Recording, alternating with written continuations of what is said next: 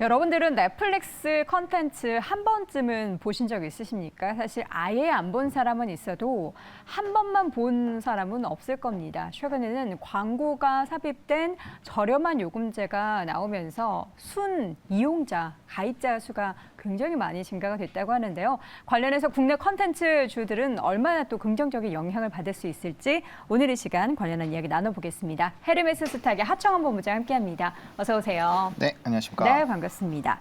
넷플릭스에서 컨텐츠 혹시 보세요? 가입하셔서? 아, 그럼요. 뭘 최근에 가장 재밌게 보셨습니까? 더글로리.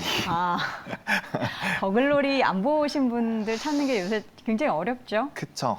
사실 저도 처음에는 학폭 관련된 부분이라고 해서 불편하죠. 조금 안 보려고 했는데 보신 분들이 네. 다 한 번 시작하면은 무조건 스트레이트로 본다라고 네. 해서 저도 차에서 가벼운 마음으로 틀었는데 내리지를 못했죠. 네, 그날 다 봤습니다. 저도 사실 그게 8화짜리기 때문에 네. 맘만 먹으면 사실 하루 반나절이면 금방 볼 수 있습니다. 그쵸, 시즌 2가 3월에 3월 또 10일. 나온다고 하죠. 네. 넷플릭스 실적이 밤사이에 공개가 됐습니다. 새벽에 공개가 됐죠. 그렇죠. 내용을 보면은 사실 실적 부분에 대해서는 그다지 예상치를 네. 하면서 별론데 가입자 수가 엄청 많이 는 것 같아요. 그렇죠. 가입자 수가 무려 766만 명이나 네. 늘었습니다. 그러니까 엄청나게 많이 늘어난 상황이고요. 우리가 컨텐츠 섹터들을 보셨을 때 아마 기억나시겠지만 이 넷플릭스의 가입자 수가 역성장이 됐다라는 키워드 하나로 정말 엄청나게 많이 떨어졌었거든요. 하락했죠. 근데 이렇게 많이 늘어났는데 네. 주가의 반영이 영 신통치가 않은 것 같아서 그건 조금 아쉽지 않나라고 보고 있고요. 그만큼 컨텐츠를 소비하려는 사람들은 여전히 많다. 그리고 OTT 플랫폼의 경쟁이 심화가 되고 있지만 결과적으로 어떤 컨텐츠를 가지고 있는지가 결국엔 또 가입자 수를 이렇게나 많이 또 늘리게 되는 요인이 되지 않았나라고 보고 있고요. 넷플릭스에서도 이렇게 가입자 수가 늘어난 요인을 좀 주요 이런 이 아이템이 잘 나왔기 때문이다라고 좀 생각을 하고 있기 때문에 역시나 어떠한 컨텐츠 이게 흥행하는 컨텐츠가 있으면 사실 되게 하고 싶거든요. 그러니까 제가 OTT 플랫폼들 중에서 사실 디즈니 플러스에는 안 하고 있었어요. 결제를. 네. 제가 뭐 웨이브, 뭐 넷플릭스, 나머지 뭐 TVN부터 해서 다 하고 있는데 네. 근데 카지노 때문에 또 결제를 했습니다. 네.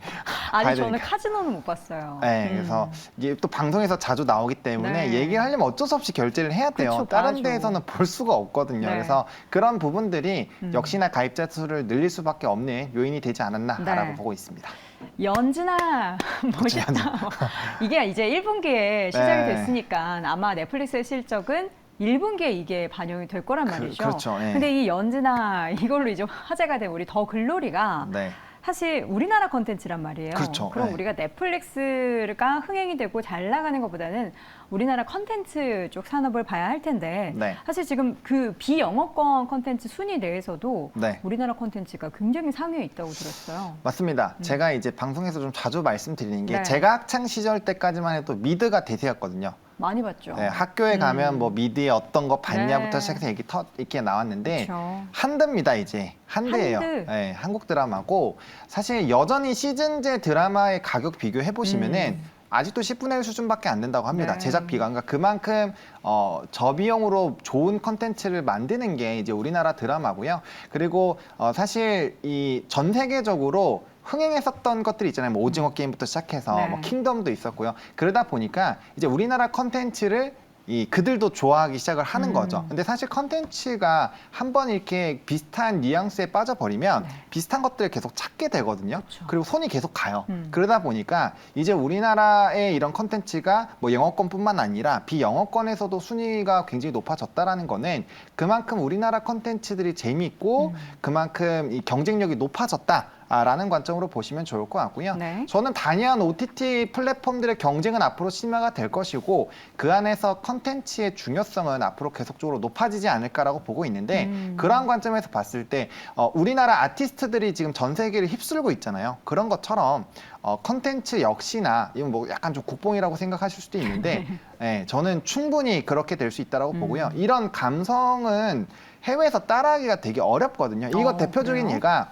아마 종이의 집을 보신 분들이 계실 겁니다. 종이의 집. 전 안 봤어요. 네, 종이의 집 넷플릭스에서도 네, 나왔는데 흥행한 네, 드라마죠. 이게 사실 이제 그 해외에서 원작이 엄청나게 흥행을 했고요. 맞아요. 그래서 저 그거 보다가 이제 우리나라에서도 똑같이 따라해서 리메이크했죠. 네, 만들었잖아요. 그래서 리메이크를 해서 봤는데 사실 비슷한 내용으로 시즌 1이 끝났을 때 확실히 오는 게 좀 다르더라고요. 아. 물론 우리나라 드라마도 전 되게 재밌게 봤지만 확실히 그 원작의 그 느낌이 느낌. 잘 살지는 않더라고요. 그래서 그런 부분에서 봤을 때 우리나라 콘텐츠가 그만큼 이제 이런 위상을 갖기 시작했다라는 거는 앞으로 커지면 커졌지 줄어들 수는 없다라는 관점으로 보고 있는 상황입니다. 네, 콘텐츠주 대표적인 기업들 몇 가지가 있잖아요. 네. 뭐 스튜디오 드래곤도 있고 CJ, ENM 뭐 비슷한 결로 볼 수도 있고 뭐 뉴도 있고 정말 다양한 콘텐츠 기업들이 있는데 네. 그 중에서 스튜디오 드래곤 먼저 좀 보도록 하겠습니다. 실적 모멘텀에 대한 기대감 어떻게 좀 열어두고 계십니까?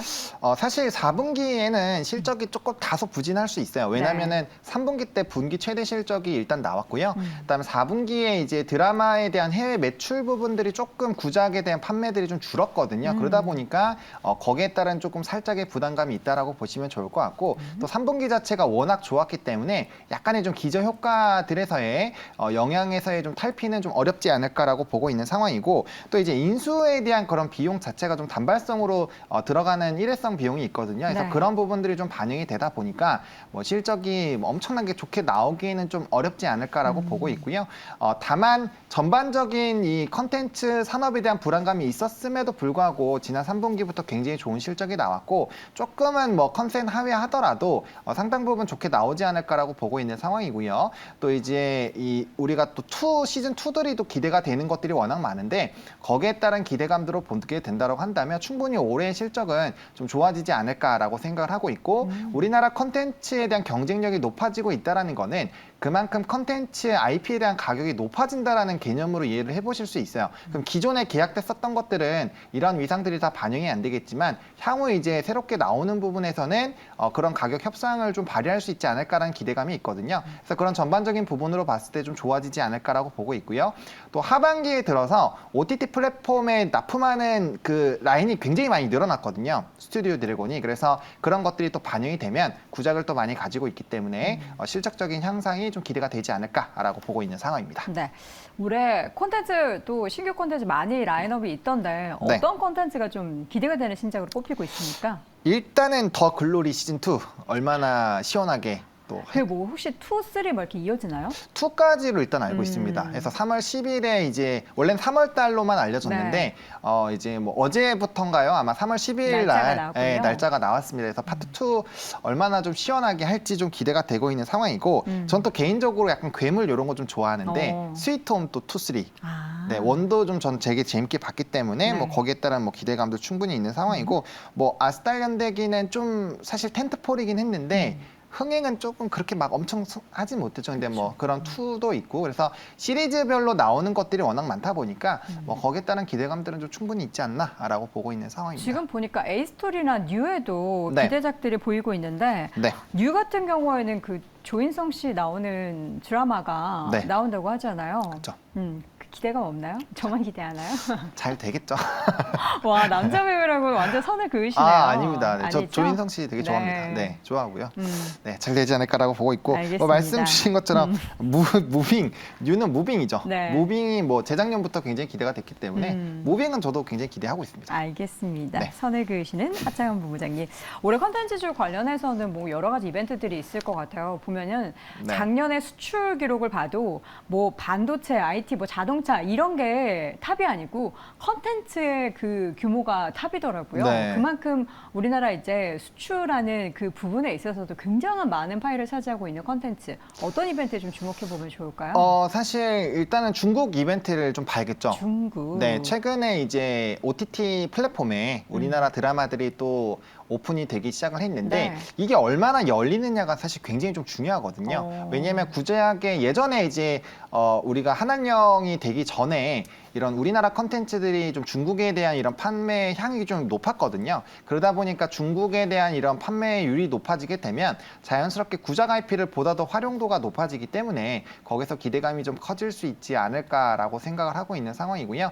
또 이제 앞서 말씀드린 대로 이제는 어떠한 컨텐츠가 나오는지가 하나의 좀 이벤트가 될 수 있습니다. 왜냐하면 이 어떠한 컨텐츠가 나오느냐에 따라서 그 구독자 수가 막 몇백만씩 움직일 수 있는 그런 이제 힘을 보이게 되는 흐름들 흐름들이 나타나기 때문에 뭐 넷플릭스는 요번에도 그랬지만 이전에도 우영우 같은 땡큐 우영우를 할 정도로 사실 우영우의 영향을 많이 받았거든요. 그쵸. 그래서 그런 텐트폴 기대작이 나올 때마다 좀 이벤트가 되지 않을까라고 보고 있고요. 뭐 영화제를 하고는 있지만 저는 나중에는 추후 한 2, 3년 좀 빠를 수도 있겠지만 뭐 게임하면 지스타, 뭐 네. 가전하면 CES 이런 거 있잖아요. 그런 그럼 것처럼. 콘텐츠는 뭐 하면서 그런 게 있겠네요. 네, 그러니까 그런 오. 것처럼 뭐 물론 뭐 박람회. 영화제라든지 이런 것들이 많이 있지만 네. 아예 딱 픽스된 그런 것들도 나올 수 있지 않을까라는 기대감도 저만의 일단 기대감으로 말씀을 드리도록 하겠습니다. 알겠습니다. 자, 네. 컨텐츠주 중에서 탑픽을 골라 볼 텐데요. 우리 네. 본부장님은 어떤 종목을 탑픽으로 꼽으셨을까요? 저는 이 주가가들이 굉장히 안 좋을 때도 네. 항상 스튜디오 드래곤을 많이 말씀을 드렸거든요. 지금 채팅창 보니까 네.